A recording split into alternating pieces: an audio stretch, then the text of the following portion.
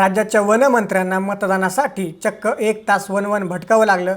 मुंबईतल्या लालबागपासून ते पुण्यापर्यंत अनेक ठिकाणी ईव्हीएम मशीन्स बंद पडल्याने मतदारांचा खोळंबा झाला आणि मतदार यादीत नाव नसल्याने नागरिकांचा संताप अनावर झाला।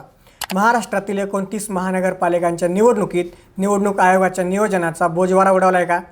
नमस्कार, मी महेश आणि तुम्ही पाहताय थोडक्यात। महाराष्ट्रात आज महानगरपालिकांच्या निवडणुकांसाठी मतदानाचा हक्क बजावण्यासाठी नागरिक घराबाहेर पडले आहेत।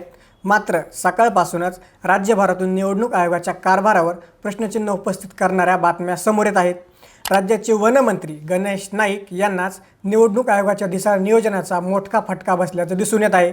नवी मुंबईत मतदानासाठी गेलेल्या गणेश नाईक यांना आणि त्यांच्या कुटुंबियांना आपले नाव शोधण्यासाठी तब्बल 1 तास 2 वेगवेगळ्या केंद्रावर फेऱ्या माराव्या लागल्या आहेत। राज्याच्या एका मंत्र्याला जर मतदानासाठी इतका त्रास सहन करावा लागत असेल तर सामान्य जनतेचे हाल काय होत असतील, असा संतप्त सवाल आता उपस्थित केला जात आहे।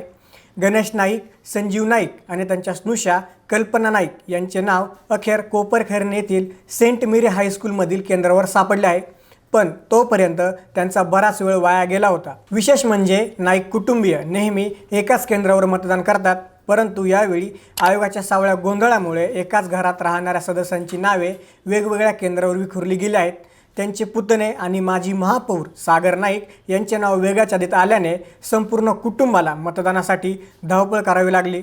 स्वतः गणेश नाईक यांनी या प्रकारावर तीव्र संताप व्यक्त केला असून यंत्रणा टू द पॉइंट काम करत नसल्याचा गंभीर आरोप त्यांनी केला आहे। केवळ नवी मुंबईच नाही तर संपूर्ण महाराष्ट्रात आयोगाच्या कारभाराचे धिंडवडे निघताना दिसत आहेत। मुंबई, सोलापूर, छत्रपती संभाजीनगर, पुणे आणि पिंपरी चिंचवड या महत्त्वाच्या शहरांमध्ये सकाळपासूनच ईव्हीएम मशीन्स बंद पडण्याच्या तक्रारी येत आहेत। अनेक ठिकाणी मतदान सुरू होऊन काही मिनिटे होत नाहीत तोच मशीन्सनी काम करणं थांबवलं आहे। काही केंद्रावर बटन दाबले जात नव्हते तर काही ठिकाणी मशीन सुरूच होत नव्हत्या। यामुळे सकाळीच रांगा लावून उभ्या असलेल्या चाकरमानी मतदारांना नाहक मनस्ताप सहन करावा लागला। लालबागच्या चिवडा गल्लीतील केंद्रावर मशीन अर्ध्या तासानंतर सुरू झाली, ज्यामुळे तिथे गोंधळाचे वातावरण निर्माण झालं होतं।